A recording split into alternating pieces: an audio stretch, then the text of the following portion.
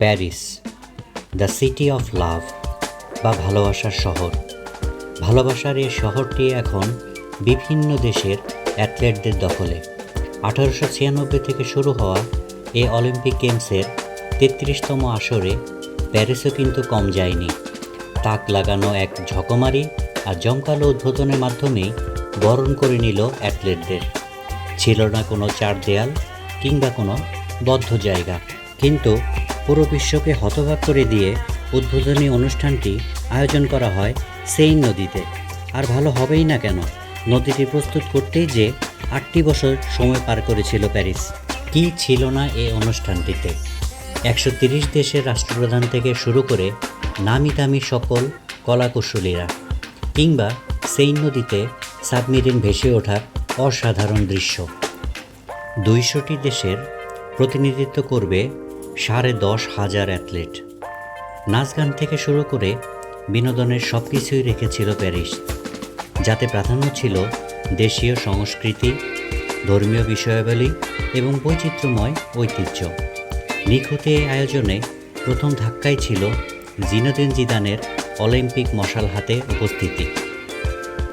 Eiffel টাওয়ারও যেন এদিন সেজেছিল বর্ণিল রঙের আলোর ঝলকানিতে, আর সেলিন দিয়ন ও লেডি গাগার মঞ্চ কাঁপানো পারফরমেন্স ছিল দেখার মতো। অনুষ্ঠানে পরিচিতি পর্বের শুরুতেই ছিল প্রথম আয়োজক দেশ গ্রিস এবং সবশেষে বর্তমান আয়োজক ফ্রান্স। আর এই অনুষ্ঠানটি উপভোগ করেন প্রায় 5 লাখ দর্শক নদীর তীরে বসানো স্ট্যান্ডে বসে। প্যারিস অলিম্পিক 2024-এর মাস্কট হচ্ছে অলিম্পিক ফ্রিজ, যা ঐতিহ্যবাহী ফ্রিজিয়ান ক্যাপ, যা ফ্রান্সের প্রতীক। অলিম্পিক ফ্রিজকে ফ্রান্সের পতাকার 3 রঙা নীল, সাদা এবং লাল রঙে সাজানো হয়েছে এবং এর বুকে রয়েছে প্যারিস 2024-এর লোগো। বিভিন্ন দেশের অ্যাথলেটগণ অংশ নেবেন 45টি ইভেন্টে। সামার অলিম্পিক 2024 আয়োজনে প্যারিস তৃতীয়বারের মতো আয়োজক হবার গৌরব অর্জন করল। কিন্তু দুঃসংবাদ এই যে রাশিয়ান ও বেলারুশের অ্যাথলেটদের জন্য ইউক্রেন যুদ্ধের ফলে দেশ দুটিকে এবারে ইভেন্ট থেকে বাদ দেওয়া হয়। সামার অলিম্পিক বাদেও আরও 4 প্রকার অলিম্পিক গেমস আয়োজিত হয়। অন্য 3টি হলো উইন্টার অলিম্পিক, যুবকদের জন্য ইয়থ অলিম্পিক গেমস, প্রতিবন্ধীদের জন্য প্যারালিম্পিক্স। সামার ও উইন্টার অলিম্পিক প্রতি 4 বছর পর পর আর প্যারালিম্পিক প্রতি 2 বছর পর পর অনুষ্ঠিত হয়। সবগুলো ইভেন্টই আন্তর্জাতিক অলিম্পিক কমিটি আয়োজন করে থাকে।